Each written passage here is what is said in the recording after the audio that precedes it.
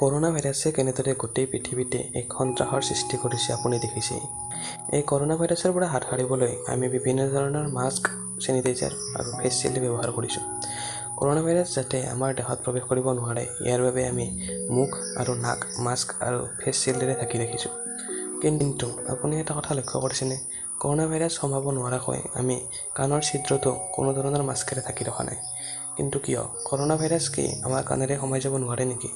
আৰু নোৱাৰে যদি কিয় নোৱাৰে? কৰোনা ভাইৰাছৰ পৰা হাত সাৰিবলৈ আমাৰ কাণখনত প্ৰাকৃতিকভাৱে কিছুমান ব্যৱস্থা কৰা হৈছে, যাৰ বাবে কৰোনা ভাইৰাছে আমাৰ কাণৰ জৰিয়তে দেহত প্ৰৱেশ কৰিব নোৱাৰে। এতিয়া চাওক, এইখন হৈছে আমাৰ কাণ। কাণৰ এইখিনি হৈছে আমাৰ বহী অংশ, যিখিনি আমি চকুৰে দেখা পাওঁ। এইটো হৈছে আমাৰ কাণৰ ছিদ্ৰ। এতিয়া কাণৰ আমি দেখা পোৱাৰ অংশৰ বাহিৰেও ভিতৰত কিছু অংশ থাকে। কাণখনক আমি তিনিটা অংশত ভাগ কৰিব পাৰোঁ। কাণৰ ইয়াৰ পৰা ইয়ালৈ হৈছে কাণৰ বহী অংশ, ইয়াৰ পৰা এইখিনি হৈছে কাণৰ মধ্য অংশ আৰু ইয়াৰ পৰা ভিতৰ ভাগলৈ হৈছে কাণৰ অন্ত অংশ। কাণত আমি যিমানবোৰ ইনফেকশ্যন হোৱা বুলি শুনো, এই কাণৰ ইনফেকশ্যনবোৰ সাধাৰণতে কাণৰ মধ্য অংশত হয়। কাণৰ মধ্য অংশত যেতিয়া কোনো বেক্টেৰিয়া বা ভাইৰাছ প্ৰৱেশ কৰে, তেতিয়া কাণৰ এই মধ্য অংশত ইনফেকশ্যন হয়। এতিয়া কথা হ'ল যে কৰোনা ভাইৰাছ আমাৰ এই কাণৰ ছিদ্ৰৰে কাণৰ মধ্য অংশলৈ প্ৰৱেশ কৰিব নোৱাৰে আৰু সেইবাবে আমাৰ কাণত কৰোনা ভাইৰাছে ইনফেকশ্যন কৰিব নোৱাৰে। কিন্তু কৰোনা ভাইৰাছে আমাৰ কাণৰ মধ্য অংশলৈ কিয় প্ৰৱেশ কৰিব নোৱাৰে? তাৰ বাবে প্ৰথম কথাটো হ'ল আমাৰ যিডাল এই কাণৰ নলী আছে, এই কাণৰ নলীডালৰ যিখন আৱৰণ আছে, এই আৱৰণখন আমাৰ মুখমণ্ডল বা নাকৰ ভিতৰত থকা আৱৰণতকৈ সম্পূৰ্ণ বেলেগ। আমাৰ মুখমণ্ডল বা নাকৰ ভিতৰত থকা আৱৰণখনক মিউকাছ মেমব্ৰেন বুলি কোৱা হয়, যিখন এখন অতি সূক্ষ্ম আৱৰণ আৰু ইয়াত অতি সহজে কৰোনা ভাইৰাছে আক্ৰমণ কৰিব পাৰে।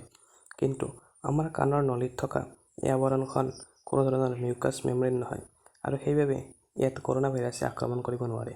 ইয়াৰ উপৰি ২ নম্বৰ কথাটো হ'ল যে আমাৰ কাণৰ ভিতৰত আৰ-ৱাক্স নামৰ এক মমজাতীয় পদাৰ্থ নিঃসৰণ হয়।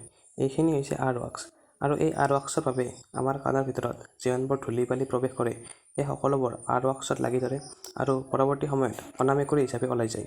ঠিক তেনেদৰে কৰোনা ভাইৰাছো যেতিয়া কাণৰ ছিদ্ৰৰে আমাৰ শৰীৰত প্ৰৱেশ কৰিব চায়, তেতিয়া কৰোনা ভাইৰাছ এই আৰ-ৱাক্সত লাগি ধৰে আৰু সেইবাবে কৰোনা ভাইৰাছ কাণৰ মধ্য অংশলৈ যাই নাপায়গৈ। ই আধা বাটতে আৰ-ৱাক্সত লাগি ধৰে। ৩ নম্বৰ কথাটো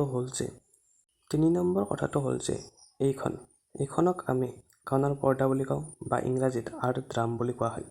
এইখনেই আমাৰ বহী কাণ আৰু মধ্য কাণক পৃথক কৰিছে। এই পৰ্দাখন থকাৰ বাবে কৰোনা ভাইৰাছ যেতিয়া আমাৰ কাণৰ নলীৰে যায়, এই কাণৰ মধ্য অংশত প্ৰৱেশ কৰিব নোৱাৰে, কাৰণ কাণৰ এই পৰ্দাখনে এক বাধাৰ সৃষ্টি কৰিছে আৰু সেইবাবে কৰোনা ভাইৰাছ কাণৰ বহী অংশতে থাকি যায়, এই কাণৰ মধ্য অংশলৈ গৈ নাপায় আৰু সেইবাবে এই কাণত ইনফেকশ্যনৰ সৃষ্টি কৰিব নোৱাৰে। এইকেইটাই হৈছে কাৰণ যাৰ বাবে কৰোনা ভাইৰাছে আমাৰ কাণত ইনফেকশ্যনৰ সৃষ্টি কৰিব নোৱাৰে বা কৰোনা ভাইৰাছ আমাৰ কাণৰ জৰিয়তে দেহৰ ভিতৰত প্ৰৱেশ কৰিব নোৱাৰে আৰু সেইবাবে আমি কৰোনা ভাইৰাছৰ পৰা হাত সাৰি থাকিবলৈ কোনো ধৰণৰ মাস্ক বা শ্বিল্ড কাণত ব্যৱহাৰ কৰিব নালাগে।